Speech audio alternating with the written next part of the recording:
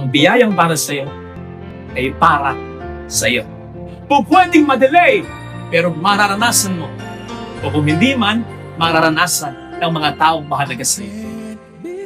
Sana mga kapatid, ito ang magbigay sa atin ng pag-asa.